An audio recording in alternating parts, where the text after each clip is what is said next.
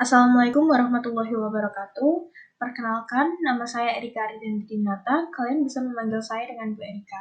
Pada materi perkuliahan hari ini, saya akan menyampaikan materi kajian budaya, yaitu salah satu cabang dari teori pasca kolonialisme.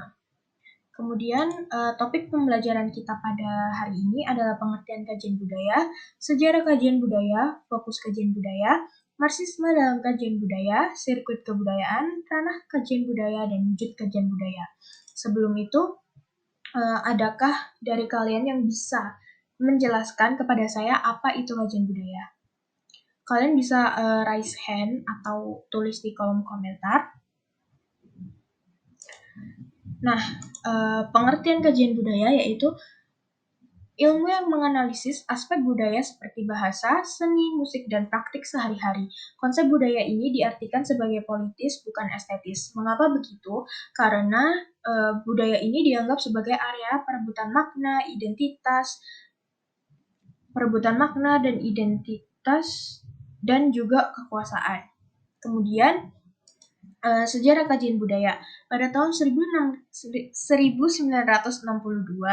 Richard Hogarth, yaitu guru besar sastra Inggris, mendirikan CCCS atau Center of Contemporary Cultural Studies, biasa disingkat Birmingham Center, di Universitas Birmingham, Inggris. Kemudian tahun 1968, Hogarth itu digantikan oleh Stuart Hall sebagai penelitinya. Kemudian tahun 1970 hingga 1980, Birmingham Center menjadi pusat pemikiran intelektual yang paling penting di Eropa dan Amerika di bidang cultural studies. Kemudian, Hall menerbitkan jurnal khusus yaitu Working Papers in Cultural Studies yang dipublikasikan bersama Working Hutchinson.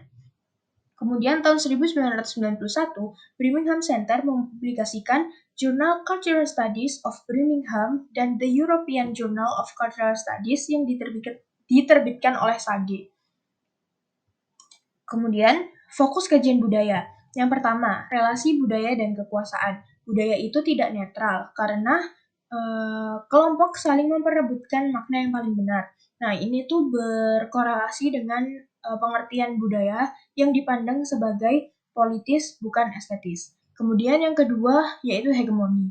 Menurut Gramsci, hegemoni adalah cara kelompok berkuasa untuk mempertahankan kekuasaan lewat persetujuan masyarakat. Nah, bagaimana caranya? Yaitu melalui budaya, yang nantinya budaya itu akan membentuk cara masyarakat itu berpikir. Kemudian yang ketiga yaitu representasi. Kajian budaya mempelajari bagaimana dunia dibentuk dan ditampilkan pada kita melalui berbagai media. Nah, ini bisa diwujudkan dalam majalah, iklan, tontonan televisi, dan lain-lain. Kemudian ada marxisme dalam kajian budaya. Yang pertama yaitu memahami makna dari teks dan praktik budaya. Semua teks budaya, iklan, film, musik itu tidak netral. Jadi mereka itu dipengaruhi oleh kekuasaan tertentu yang akan menguntungkan kelompok tertentu. Kemudian yang kedua, masyarakat industrial kapitalis adalah masyarakat yang disekat-sekat secara tidak adil. Kapitalisme itu menciptakan ketidakadilan seperti dalam kelas, gender, dan ras. Contohnya dalam kelas itu memunculkan kelas bourgeois dan proletar. Kemudian dalam gender dan ras ini memunculkan istilah patriarki dan rasisme yang akan membentuk hierarki sosial dalam masyarakat. Kemudian, sirkuit kebudayaan Stuart Hall. Yang pertama ada representasi, yaitu bagaimana suatu digambarkan melalui bahasa, simbol, dan media. Contohnya ini bisa melalui iklan. Iklan yang masif belakangan saat ini adalah iklan skincare yang modelnya itu wanita. Itu akan merepresentasikan sebuah feminisme. Kemudian yang kedua yaitu identitas, bagaimana budaya membentuk siapa kita.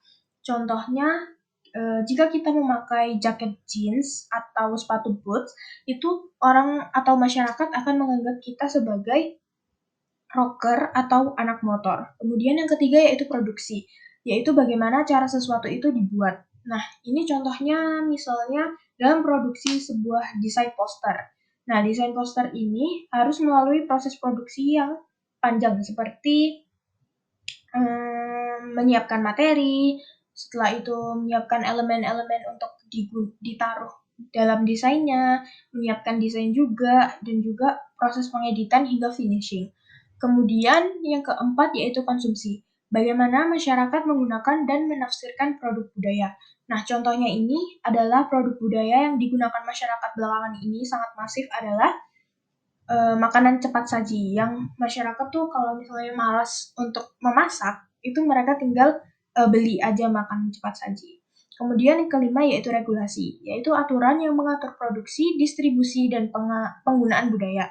Nah, contoh regulasi ini misalnya kita sebelum uh, meluncurkan atau menayangkan sebuah film di bioskop, kita harus melewati proses regulasi seperti hak cipta, kemudian lolos sensor film, dan juga disesuaikan dengan moralitas masyarakat di sekitarnya. Kemudian ada ranah kajian budaya. Yang pertama, identitas, ras, dan nasionalitas. Nah, ini tuh membahas bagaimana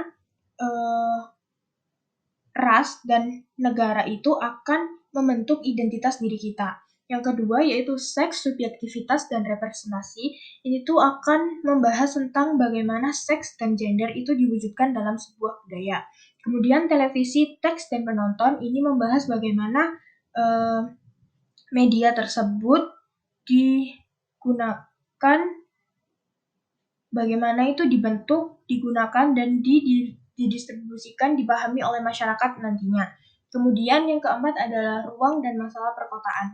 Ini berhubungan dengan tata ruang kota itu mempengaruhi kondisi sosial dan budaya masyarakatnya. Kemudian remaja, gaya hidup, dan perlawanan ini membahas tentang bagaimana budaya remaja, bagaimana cara mereka menikmati musik, bagaimana cara berpakaian mereka, dan juga berperilaku mereka. Kemudian politik kebudayaan ini membahas tentang bagaimana budaya itu yang selalu berkaitan dengan kekuasaan, ideologi, dan juga politik. Kemudian, ini adalah contoh perwujudan kajian budaya. Ini adalah dua tas branded yang sangat mahal dan biasanya dimiliki hanya oleh kalangan tertentu, beberapa masyarakat saja. Nah, tas ini akan memunculkan sebuah kelas dalam masyarakat, yaitu kalau misalnya kita memiliki tas branded ini, maka masyarakat itu akan menganggap kita sebagai kelas atas atau old money gitu. Nah, itu akan memunculkan hierarki dalam sosial masyarakat. Nah, inti dari materi kita hari ini adalah kajian budaya itu adalah bidang yang mempelajari bagaimana budaya seperti bahasa, identitas, itu akan membentuk bagaimana cara kita berpikir. Kemudian, kajian budaya juga bukan hanya seni dan tradisi, tetapi juga proses sosial yang terus berubah dan berkaitan dengan politik, ideologi, dan juga kekuasaan. Nah, itu saja materi kita pada hari ini. Oh iya, saya mau mengingatkan kalian bahwa kita setelah kelas ini, kalian harus segera membentuk kelompok dan minggu depan kita akan presentasi tentang kajian budaya ini. Nanti untuk lengkapnya, tugasnya saya akan upload di Hebat. Jadi, sekian dari saya.